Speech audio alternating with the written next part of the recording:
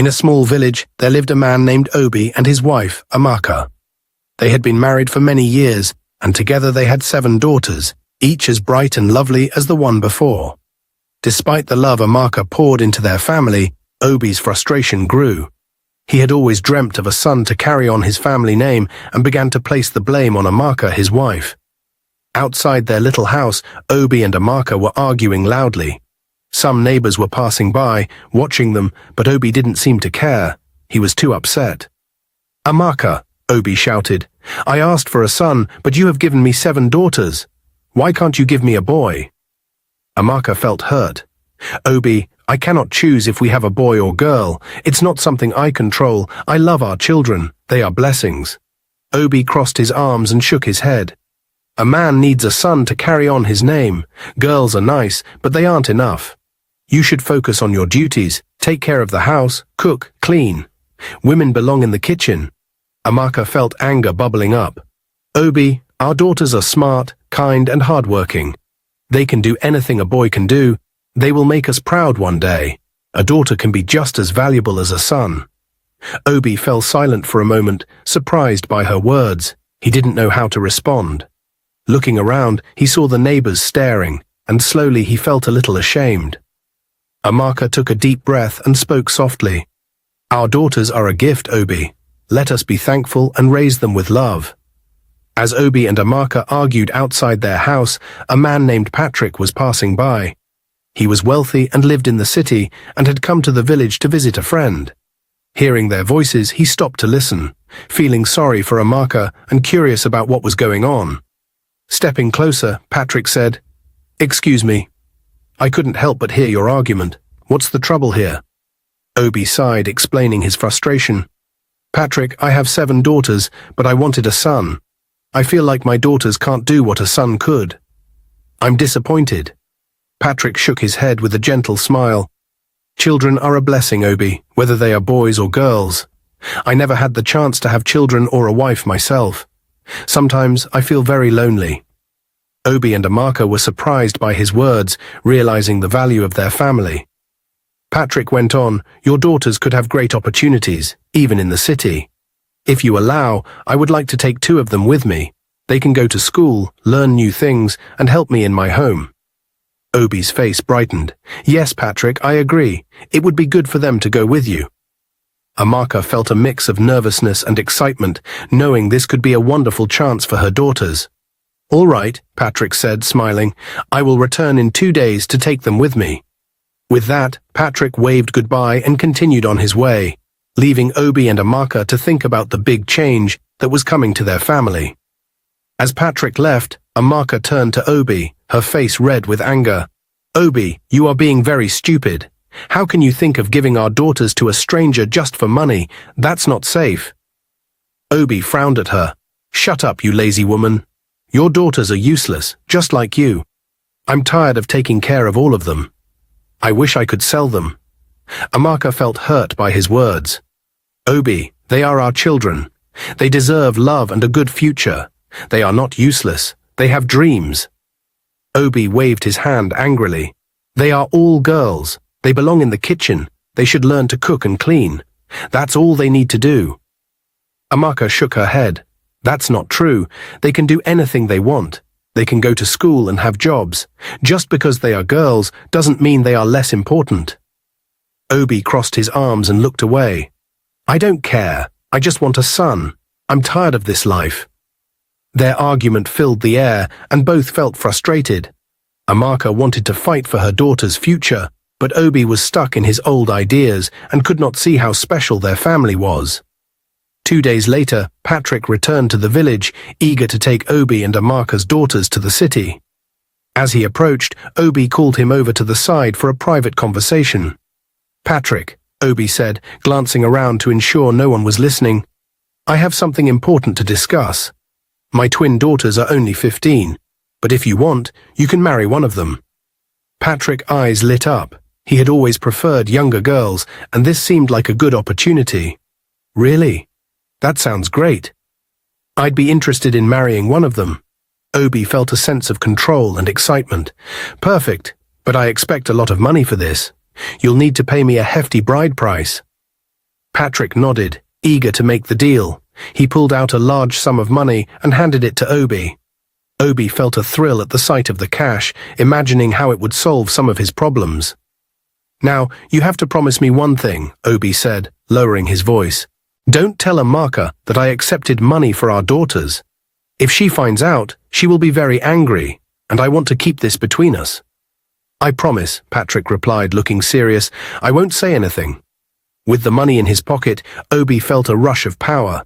He thought about how it would help him and felt no guilt about the decision he was making. Once they arrived in the city, Patrick gathered the girls, Mara and Clara, in a small room. Mara, the elder sister, looked around with curiosity and a bit of excitement, while Clara, the youngest, clung to her side, feeling both nervous and eager for their new life. But Patrick's face was stern. "Listen to me," he said, looking at each of them. "Your parents have sold you to me. You are not allowed to go to school, use phones, or make friends. Your only job here is to cook, clean, and satisfy me."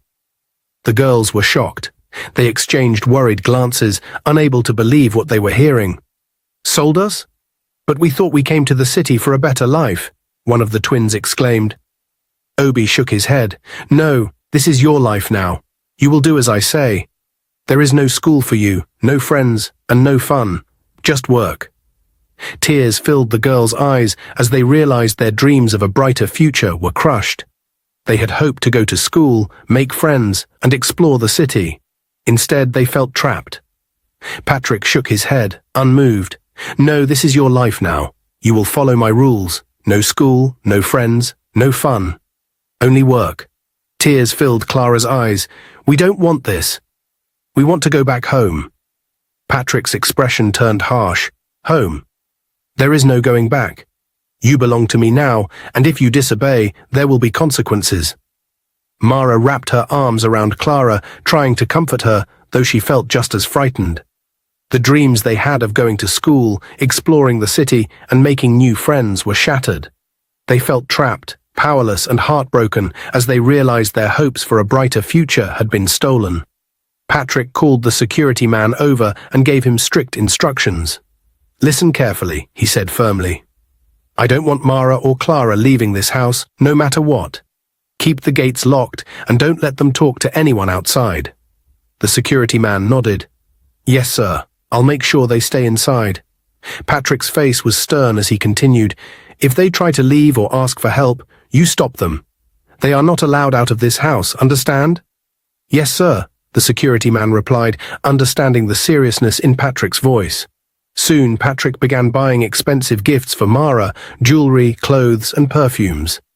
But Mara wanted nothing to do with him or his gifts. When she refused to accept them, Patrick grew frustrated. "Mara," he said, narrowing his eyes, "you are my wife now. You should be grateful for these gifts." Mara glared at him. "Your wife? I never agreed to be your wife, and I never will. You're old enough to be my father. I don't want anything from you." Her words struck him hard, and his face turned red with anger. "How dare you speak to me that way, you ungrateful girl? You're just the daughter of a poor, greedy man who sold you off. You should feel lucky I even look at you." But Mara stood her ground, refusing to back down, her heart filled with defiance. She knew she was trapped, but she promised herself she would never let him control her spirit, no matter how hard he tried. Mara went inside and sat on her bed, tears streaming down her face. She couldn't believe how trapped and alone she felt. Just then, Clara walked in and saw her sister crying. "Mara, what's wrong?" Clara asked, sitting down beside her. Mara wiped her tears and looked at her younger sister. "Patrick, he told me I'm his wife and tried to give me fancy gifts. I don't want anything from him, Clara. I don't want to be with him." Clara looked at her with surprise. "But Mara, it's just a gift. Why didn't you just take it?"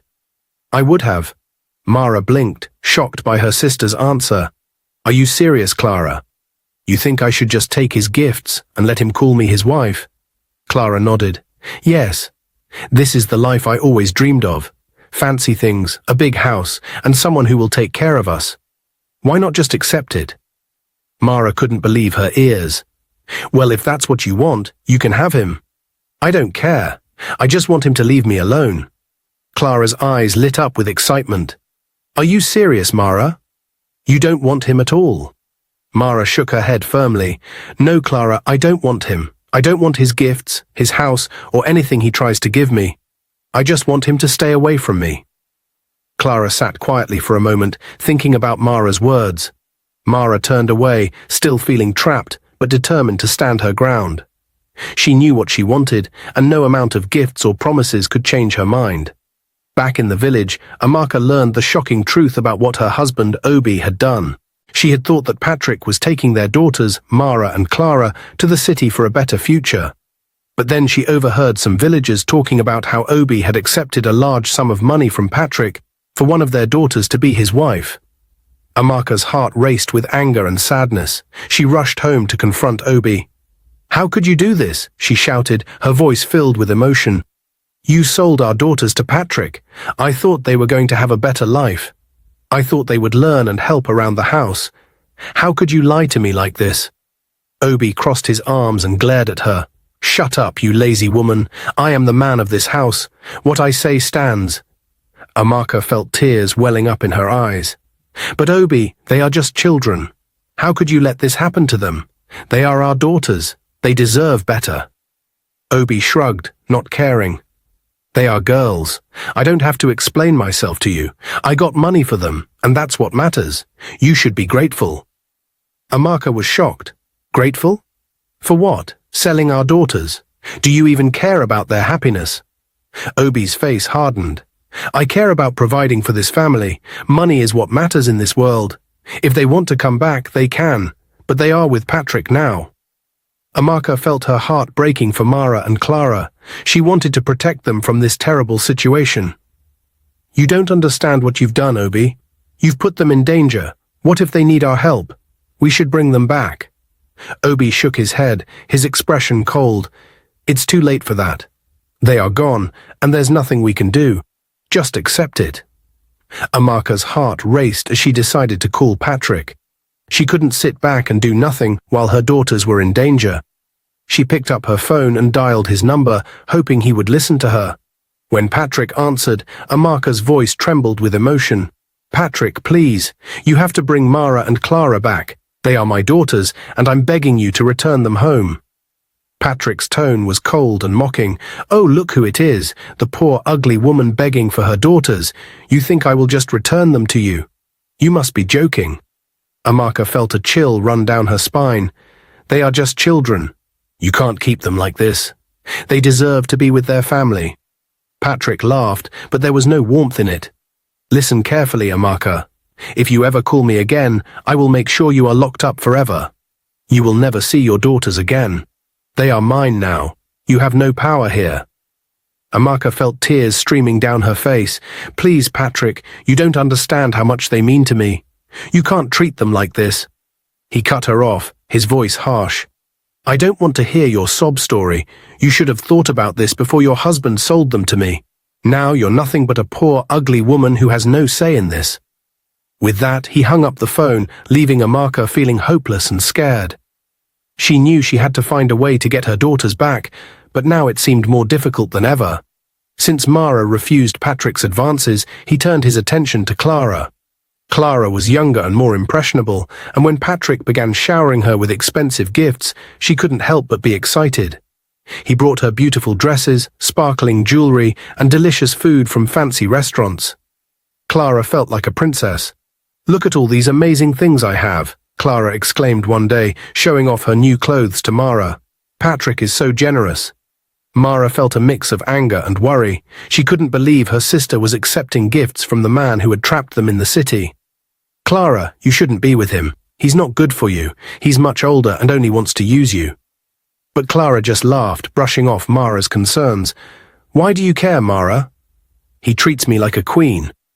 I don't understand why you rejected this handsome, caring man. He takes me out to expensive hotels and restaurants.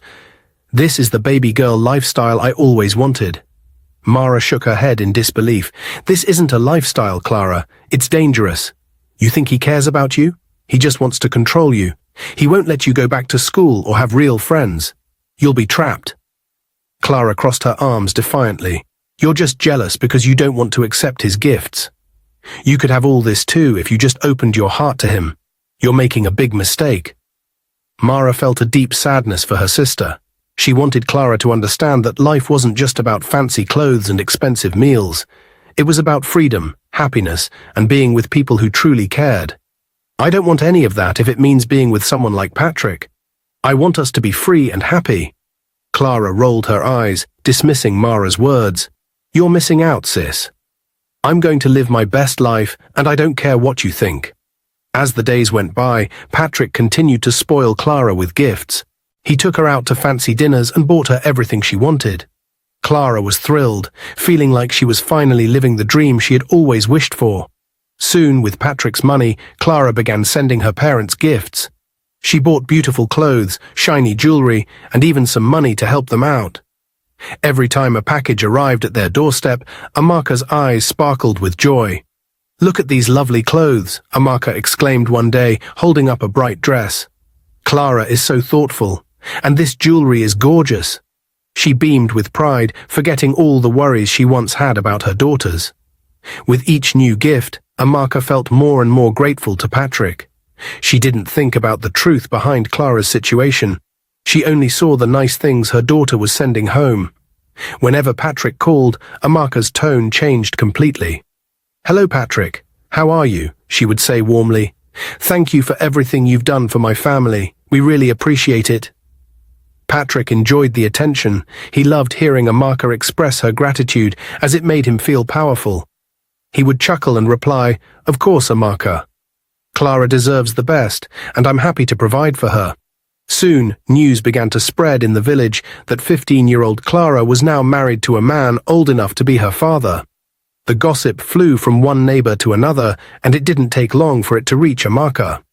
One day, a noisy neighbor named Ngozi came over, her voice loud and filled with anger. "Amaka, can you believe what people are saying? Your daughter is married to that foolish old man. How could you let your husband sell her like that? It's shameful." Amaka felt her blood boil at Ngozi's words. "You don't know anything, Ngozi. Mind your own business. Clara is happy and living a life full of gifts and luxury. She's experiencing things you can only dream of." Ngozi shook her head in disbelief. "Happy? You call that happiness? A child married to an old man? It's wrong, Amaka. You should be ashamed of yourself for allowing this to happen." But Amaka stood her ground, crossing her arms defiantly. "You don't understand. We are finally living a good life. Clara sends us money and nice things. I'm proud of her." The neighbor frowned, her expression serious. "Money doesn't matter if your daughter is suffering. This isn't a life for a young girl. She deserves a chance to grow, to learn, and to be with someone her own age." Amaka rolled her eyes, dismissing Ngozi's concerns. "What do you know about happiness? My family is doing better than ever. You will never experience this kind of life, so stop talking about things you don't understand." With that, Amaka turned her back on Ngozi, refusing to listen to any more of her words. The neighbor left, shaking her head in disappointment. Back in the city, Patrick was treating Mara poorly. He often belittled her, trying to manipulate her into accepting his advances. "You're just a small girl," he would say, looking at her. "I know you are more beautiful and intelligent than your sister. Why can't you let me be your man and spoil you? You could have everything you've ever dreamed of." Mara felt a mix of anger and sadness at his words. She could see the way he tried to use compliments to get what he wanted. "You're foolish, just like my parents," she shot back. "I will not have anything to do with you, over my dead body." Patrick's expression darkened, and his voice turned icy. "Okay then, be ready to die, you ungrateful child of a nobody." Mara felt a shiver run down her spine at his threatening words. She knew Patrick could be dangerous, but she refused to let him control her or make her feel afraid. "I am not afraid of you," she shouted defiantly. "I will never be yours." Patrick stepped closer, his eyes narrowing. "You think you can just refuse me? I have given you gifts and brought you to this city. I can take it all away in an instant. You should be grateful for my attention." "I don't want your gifts," Mara replied. "I don't care about fancy clothes or money. I want to be free. I want to go back to my family." Patrick scoffed, clearly frustrated. "Your family? They sold you to me. They didn't care about you, so why should I?" His voice was harsh, trying to break her spirit. Mara took a step back, feeling tears prick at her eyes, but she refused to cry in front of him. They may have made a mistake, but that doesn't mean I have to accept your twisted version of love. I deserve more than this. Patrick laughed, a cruel sound. You're just a girl who thinks she knows better. You're not special, Mara. You're just a pawn in this game. Accept your fate, or it will only get worse for you. Mara felt a surge of determination. You may think you have power over me, but I will not be your pawn. I will find a way to escape. I will not let you win. Patrick looked at her, his frustration boiling over. You're making a big mistake, Mara. You don't know who you're dealing with. I can make your life a nightmare if you keep resisting me. With that, he turned away, leaving Mara alone with her thoughts. She felt scared, but deep down she also felt brave. She would not let Patrick break her spirit. Months later, Clara began feeling very sick. Worried, Patrick took her to the hospital, where the doctor gave them surprising news. Clara was pregnant. Clara was overjoyed, thinking this might bring her and Patrick closer. She imagined he would be excited and proud, and that they might finally be a real family. But Patrick's reaction was nothing like she expected. He looked at her coldly and said, I don't want children. You were only for fun. I never planned to have a child with you. Clara's heart sank as his words shattered her hopes. Patrick, determined to keep his life as it was, paid the doctor a huge sum of money to terminate the pregnancy. He didn't care about Clara's wishes or dreams, he only cared about himself. Sadly, after the procedure, Clara's condition worsened. 2 days later, her body could not recover, and she passed away in the hospital. When Mara heard the news, she was devastated. Her beloved sister, her only friend in the city, was gone. She cried bitterly, heartbroken by the loss. Patrick barely looked at her grief-stricken face. Instead, he coldly picked up the phone and called her father, Obi. Obi, Patrick said calmly, I have sad news. Clara fell very ill, and she didn't make it. Obi's voice was full of shock. What? How come you never called us before it got so serious? Patrick replied, I didn't want to disturb you. It all happened so fast. Without any further explanation, Patrick arranged for Clara's body to be taken back to the village for burial. He never allowed Mara to attend her own sister's funeral, afraid she might run away if she returned to the village. Left alone, Mara felt her sadness transform into a deep hatred for Patrick. She couldn't believe how cold and selfish he was, a man who had taken everything from her and her sister. She called him a murderer and shouted, You are a fool if you think I would ever love someone like you. You're an old, weak man, and I despise you. Patrick, hoping to keep Mara quiet, tried to bribe her with gifts, but nothing could change how she felt. One morning, Ngozi, the noisy neighbor, came storming into Amaka's house, her voice loud with anger. Amaka, don't you know you're very foolish? How could you let Patrick, a useless, heartless man, bring your daughter's body back to you without asking a single question? Are you not even curious about what happened to her? No doctor's report, no autopsy to find out the cause of her death. Amaka felt embarrassed and didn't know what to say. She looked away, avoiding Ngozi's angry gaze. And your greedy husband, Obi, he must be the most foolish of all, Ngozi continued, shaking her head. To trust that man, to let him take your girls, and now he just accepts Clara's death like it's nothing. Have you both lost your senses? Amaka began to speak. Ngozi, please, we were told she was sick. Patrick said it happened so quickly. But Ngozi interrupted her, furious. Sick, and you just believed him. Do you even care what really happened to Clara, or are you too blinded by the little gifts Patrick gave you? Think, Amaka, this man took your daughter, and now she's gone, just like that. Don't you see something is terribly wrong? Amaka's face turned pale. Deep down, she began to feel a terrible doubt about everything. When Obi came home that evening, Amaka nervously shared what Ngozi had told her. Obi, she began, Ngozi thinks we should question Patrick about Clara's death. She said it doesn't make sense, that he just brought her body back without any explanation. Shouldn't we try to find out more? Obi waved his hand dismissively. Amaka, stop listening to that noisy woman. Ngozi just loves to gossip. I trusted Patrick with our daughter. He's a noble man, responsible and wealthy.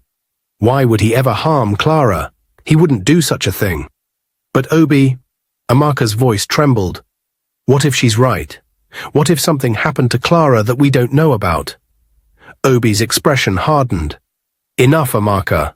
Patrick is a good man. He cared for Clara, and he even covered all the expenses for her burial. You should be grateful, not suspicious. Amaka fell silent, but her heart felt heavy. Deep down she knew Ngozi might have a point, but Obi refused to listen. He was too focused on the trust he had in Patrick, too stubborn to see any other possibility. Feeling annoyed by Ngozi's interference, Obi decided to go and speak with her husband directly. He found Ngozi's husband outside their home and walked over, his face stern. Listen, Obi said firmly, you need to tell your wife to stay away from my family. She's been spreading nonsense about my daughter's death and making my wife doubt my decisions. I don't appreciate her meddling in our business. Ngozi's husband looked surprised. I'm sorry, Obi, said Ngozi's husband. Ngozi can be outspoken. I'll speak to her about it. She didn't mean any harm. Sometimes she gets carried away. Obi's expression stayed cold. She better stay out of my family's business. If she keeps interfering, I will have Patrick handle things. You know he's not someone you want as an enemy. Ngozi's husband took a deep breath. There's really no need for that, Obi. I'll make sure Ngozi doesn't involve herself with your matters again. She'll understand it's not her place. Good, Obi replied. This better be the last time I hear her name in my family's affairs. Make it clear. You have my word, said Ngozi's husband. It won't happen again. With that, Obi turned and walked away, feeling confident that he had put an end to the issue for now. Patrick grew more desperate as Mara continued to refuse his advances. Instead of giving up, he began a cruel and disturbing plan. Each evening he would mix something strange into her food or drink, waiting until Mara began to feel drowsy and sleepy.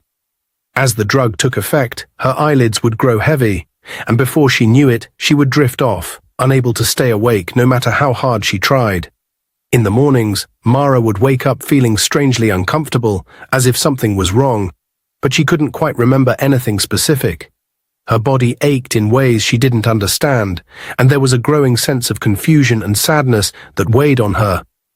At first, she thought it was just the stress of her situation, living in a city far from home, having lost her sister Clara, and dealing with Patrick's cold, controlling behavior. But as time passed, Mara noticed that the strange feelings and the exhaustion were happening too often, and it frightened her. She would go to bed feeling in control, only to wake up with pieces of her memory missing, feeling even more lost. One day, as she sat by the window, lost in her thoughts, Mara tried to make sense of what was happening. She thought about the promises Patrick had made, how he'd told her and Clara they'd be in the city for a better life. But instead, everything had turned into a nightmare. Clara was gone, and Mara was left alone with this man who was growing more dangerous by the day. Mara's heart felt heavy with grief and anger. She missed her family and wondered if they even knew what was happening to her. She thought of her father, Obi, and her mother, Amaka, hoping they hadn't forgotten her.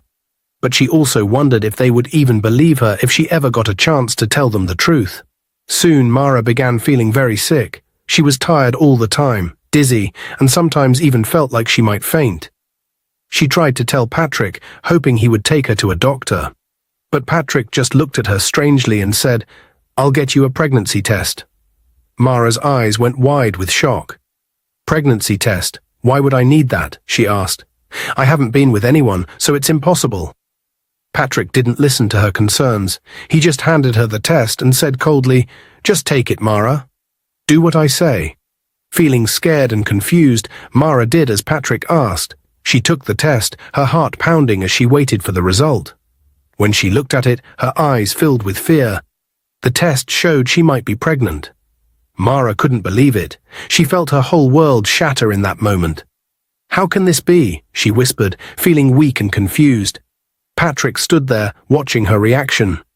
Then, with no shame or guilt, he said, "I'm the father of that child. Each night I put something in your drink to make you sleep.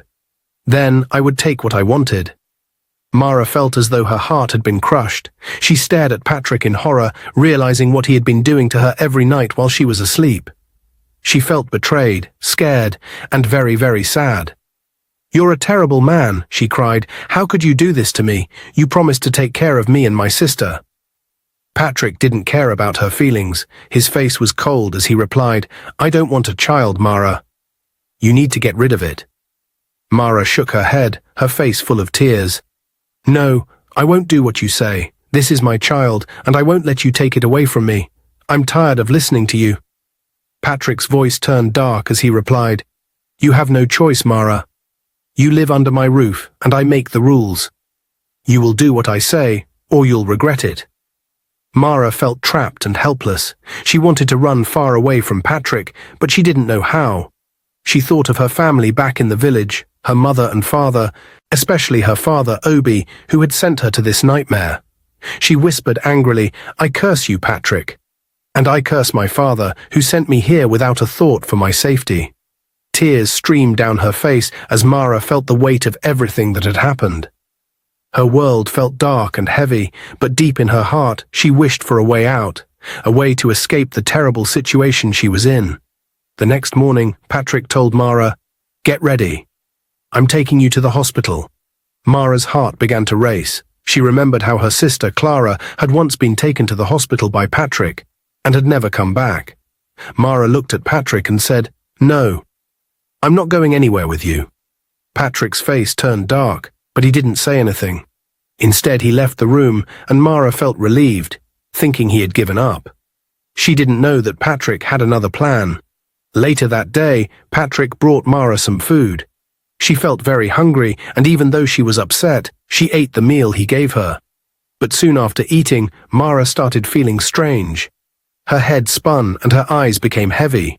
She tried to keep herself awake, but it was no use. Her body felt weak, and she realized that Patrick had put something in her food to make her sleepy.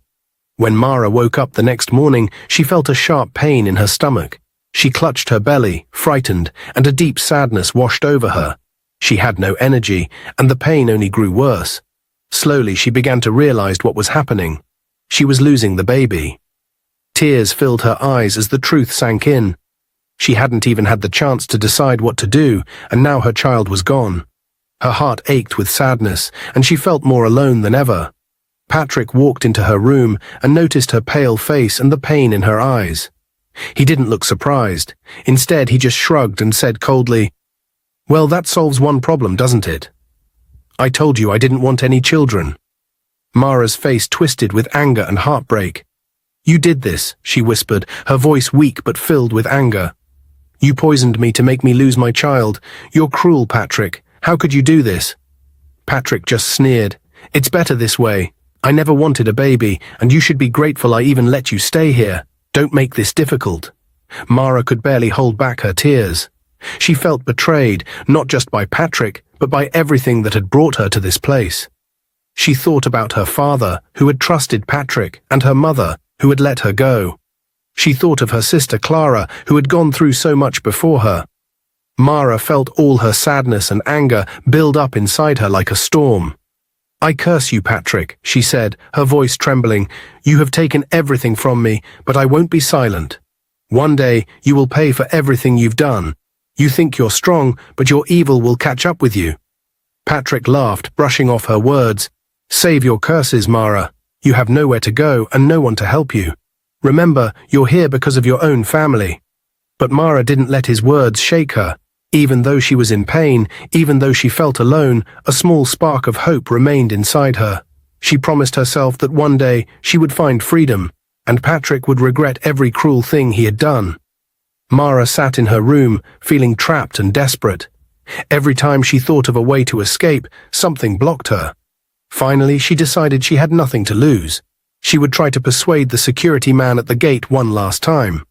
She quietly made her way downstairs, looking around to make sure Patrick wasn't around.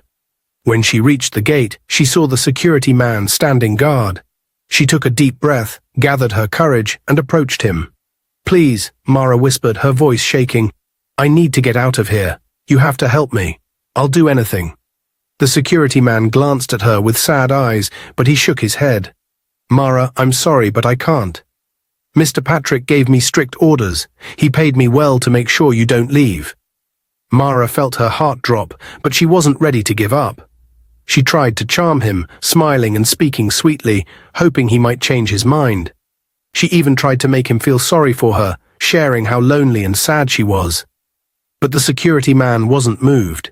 He shook his head firmly. You should go back inside. Don't make this harder on yourself, Mara, he said, his voice stern. I can't help you, even if I want to.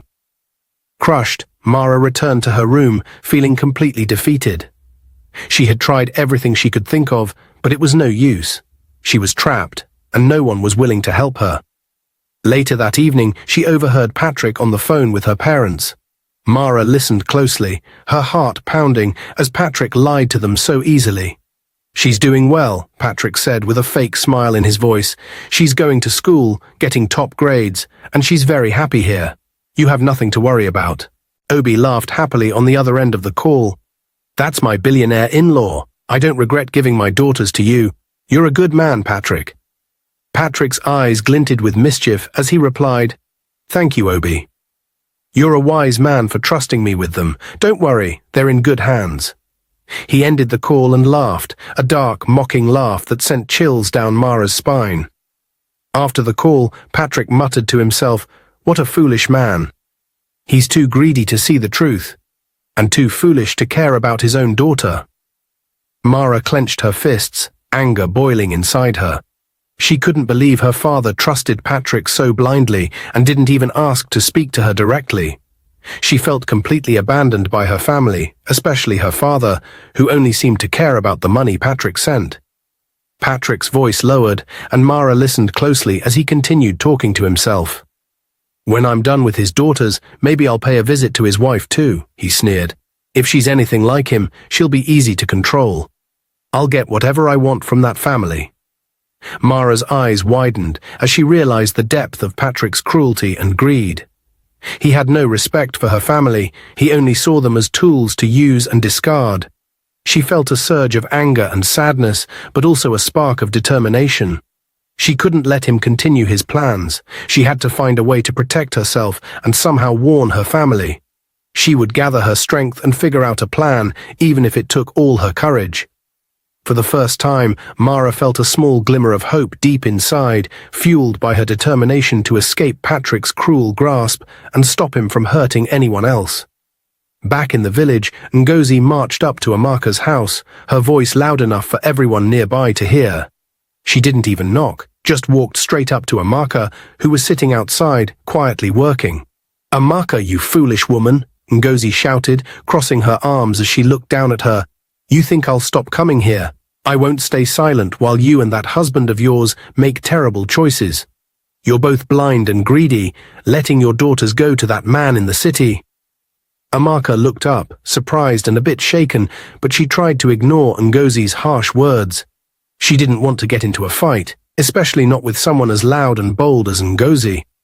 Ngozi wasn't finished. She leaned in closer and said, Did you know your dear foolish husband Obi came over to my house the other day? He tried to warn my husband, telling him to keep me quiet. He thinks he can scare me. Amaka's eyes widened, but she stayed silent, gripping her hands tightly. Ngozi laughed, a sharp and mocking sound. Obi is nothing but a greedy, foolish man.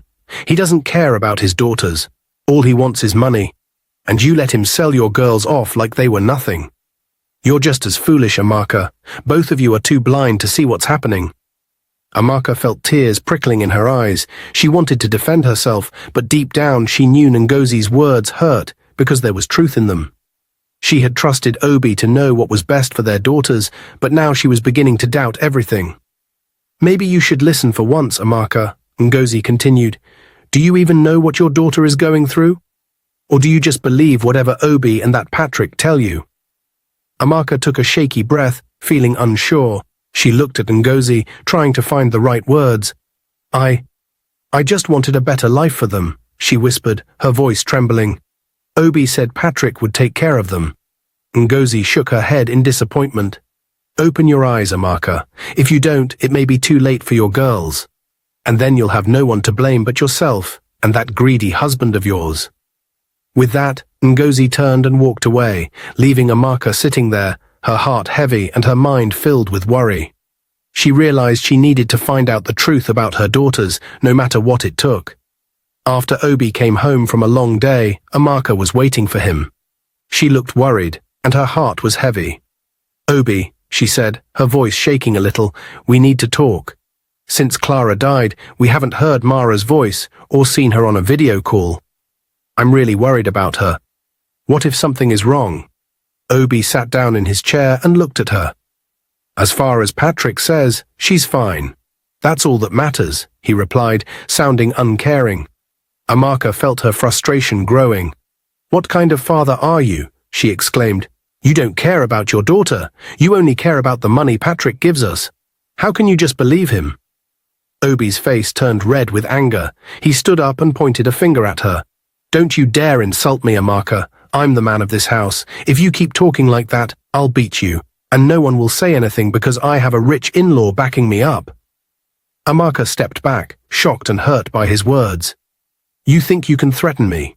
We have not heard from our daughter for months now, and you act like it doesn't matter. If Patrick wants to take all our daughters, you would let him. They are not just things for money, Obi." Obi sneered at her. "Of course I would. They're useless to me. They're girls, Amaka. All they're good for is cooking and cleaning. If Patrick wants them, he can take them all. They belong in the kitchen, not out in the world." Amaka felt tears welling up in her eyes as she listened to him.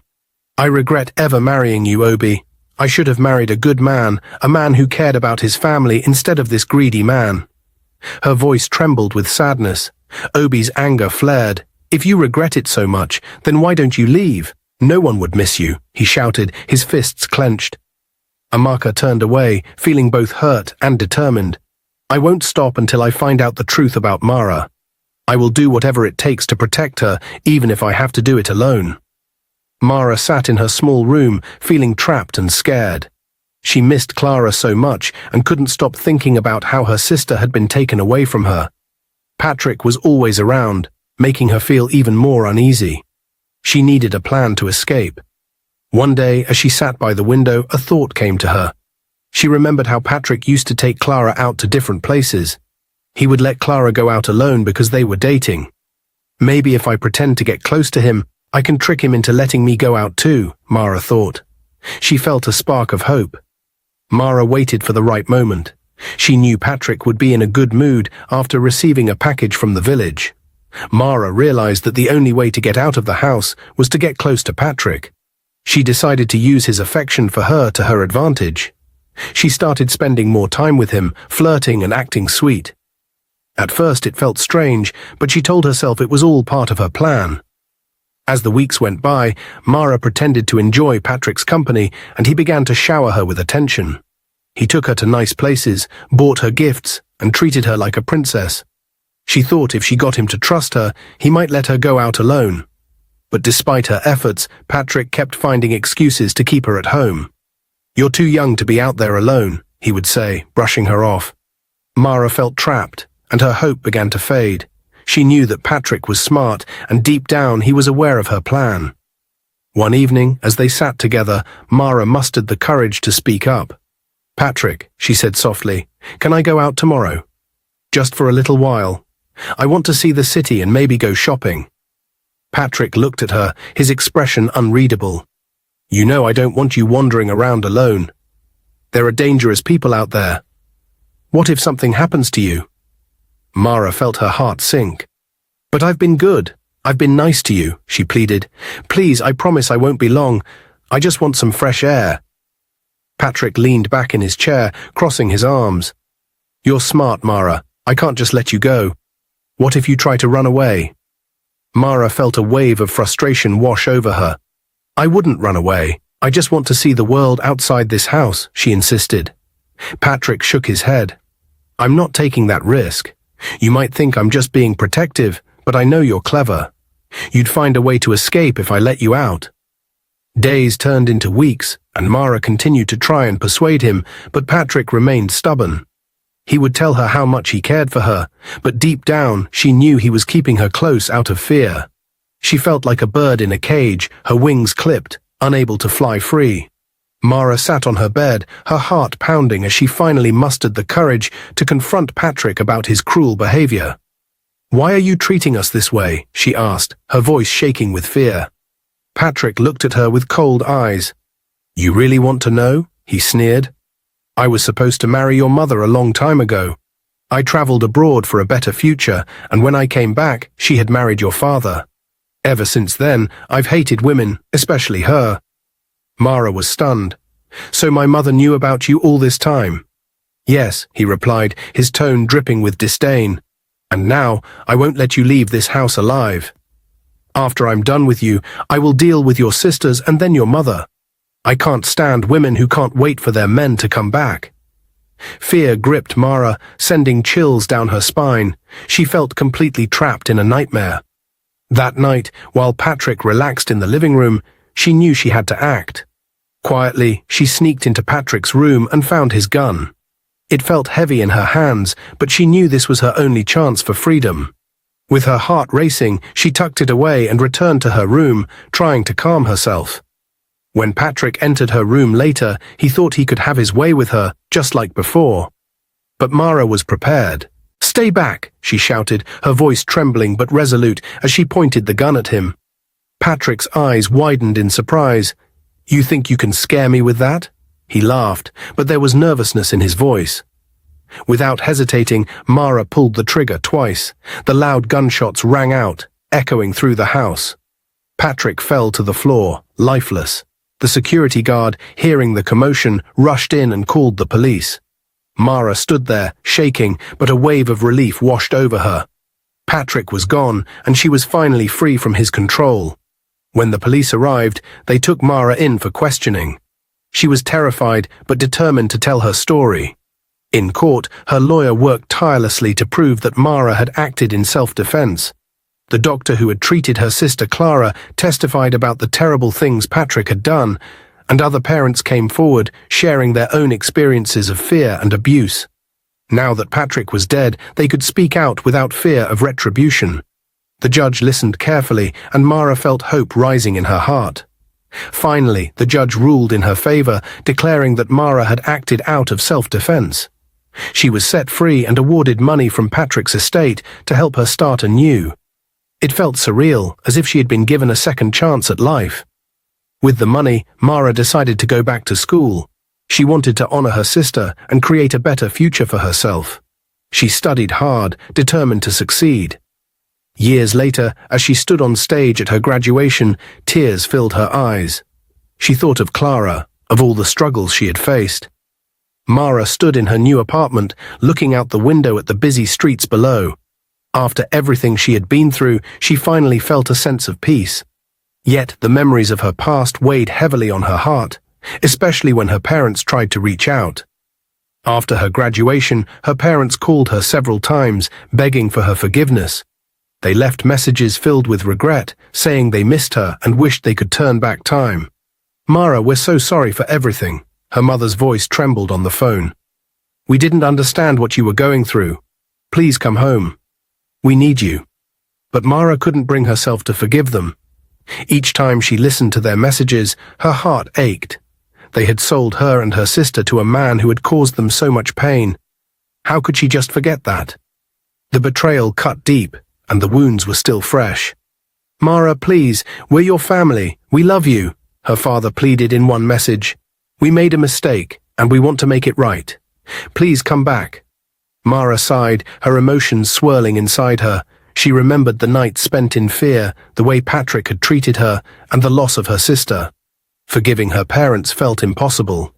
She picked up her phone and typed a message, but hesitated before hitting send. Maybe one day, she thought, but that day was not today. For now, she needed to focus on herself and her future. She had worked hard to build a new life, and she wasn't ready to reopen old wounds. Mara was thriving in her new life. After graduating, she secured a job at a local non-profit organization that focused on empowering young women. Her work was fulfilling, and she enjoyed helping others find their voices. One day, she attended a conference on women's rights, eager to learn and connect with others who shared her passion. At the conference, Mara was surrounded by inspiring speakers and dedicated activists. As she moved through the bustling crowd, she noticed a young man who stood out. He was tall, with dark hair and a friendly smile. He seemed genuinely engaged in the discussions, taking notes and asking thoughtful questions. His name was David. They struck up a conversation during a break, and Mara quickly discovered that he shared her passion for helping others. He worked for a non-profit focused on education, and they found themselves deep in conversation about their goals and dreams. David's enthusiasm was contagious, and Mara felt a connection forming between them. After the conference, they kept in touch. They exchanged phone numbers and began to talk regularly, sharing their daily lives, thoughts, and ambitions. Soon their conversations turned into long phone calls and messages late into the night. Mara found herself looking forward to their chats, feeling excited about what each day would bring. A few months later, David invited Mara to a community event he was organizing. It was an evening filled with inspiring speeches and discussions about education for girls. Mara attended, and they enjoyed each other's company throughout the night, laughing and engaging with others. By the end of the event, David took Mara aside and said, "I really enjoy spending time with you. Would you like to go out for dinner sometime?" Mara smiled, her heart racing. "I would love that." Their first official date was a charming little restaurant downtown. Over dinner, they talked about their dreams, childhoods, and the experiences that shaped who they were. Mara felt a spark between them, something she hadn't felt in a long time. David's kindness and humor made her feel at ease, and they connected on many levels. As the weeks turned into months, Mara and David's relationship blossomed. They explored the city together, went on hikes, and spent lazy Sundays reading books at the park. Mara had never felt so happy and understood. David was patient, always there to support her when she needed it. He respected her past and never pushed her to talk about it until she was ready. One evening, as they watched the sunset over the city, David turned to Mara with a serious look in his eyes. "I know we've only been together for a short time, but I feel like I've known you forever. You inspire me, and I want to build a future with you." Mara's heart skipped a beat. "I feel the same way, David," she admitted, her voice soft. "You've helped me heal in ways I didn't think were possible." As their relationship deepened, Mara began to imagine a future with David. One day, he took her to a beautiful park filled with blooming flowers and a serene lake. They found a quiet spot to sit and talk. David took a deep breath and said, "Mara, I want to take the next step in our relationship. I want to ask you to marry me." Mara's heart raced. "Are you serious?" "Yes," David said, pulling out a small velvet box. "I love you, and I want to spend the rest of my life with you." With tears of joy in her eyes, Mara nodded. "Yes. Yes, I will marry you." David slipped the ring onto her finger, and they embraced, filled with happiness and excitement. Their wedding was a beautiful celebration of love and new beginnings. Surrounded by friends and family, Mara walked down the aisle with a smile on her face, knowing she had finally found her place in the world. David looked at her with adoration as they exchanged vows, promising to love and support each other through every challenge life would bring. As they danced together at their reception, Mara felt a sense of peace and joy wash over her. She had come so far from the pain of her past and was grateful for the love and support she had found in David. Together, they were ready to face the future, hand in hand, with hope and love guiding their way. Dear viewers, what lessons did you take away from this dramatic tale? We'd love to hear your thoughts in the comments below. If you enjoyed the story, give us a thumbs up, share it with friends, and hit that subscribe button. Don't forget to turn on notifications so you never miss out on our latest updates. Thanks for watching and stay blessed.